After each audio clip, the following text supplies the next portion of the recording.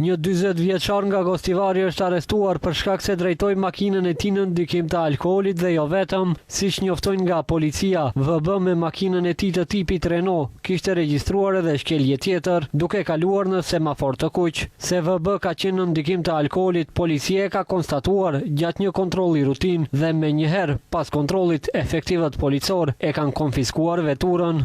Ndërkohë, nga Ministria e Punëve të Brendshme informojnë se gjatë 24 orëve të fundit janë regjistruar gjithsej 5 raste të dhunës në familje, ndërsa 3 persona janë arrestuar pas denoncimeve për sulme fizike dhe kërcënime. Në një rast në Shkup, një grua 33 vjeçare raportoi se ishte sulmuar fizikisht nga bashkëshorti i saj 39 vjeçar pas një grindjeje në shtëpinë familjare. Gjithashtu policia arrestoi një 50 vjeçar nga rrethina e Shkupit, pasi bashkëshortja e tij, 46 vjeçare, e denoncoi për dhunë fizike.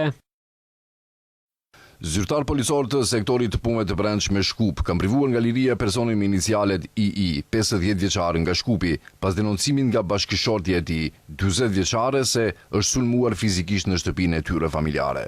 Në një tjetër rast në Shkup, një grua 43 vjeçare denoncoi se bashkëshorti i saj me të cilin nuk jeton bashk e kishte sulmuar fizikisht atë dhe vajzën e tyre të mitur. Gjithashtu raste dhune janë regjistruar edhe në Negotin, ku një 18 vjeçar u arrestua, pasi nëna e tij raportoi se e kishte sulmuar dhe kërcënuar atë dhe vllajën e tij të mitur. Po ashtu në një fshat të Vinicës policia ka arrestuar një 37 vjeçar, pasi u raportua se bashkë me nënën e tij kishte sulmuar fizikisht bashkëshorten e tij 22 vjeçare. Nga Ministria e Punëve të Brendshme thonë se po ndërmerren masa për zbardhjen e të gjitha rasteve dhe paralajmërojnë kallëzime përkatëse pas dokumentimit të plotë të rasteve.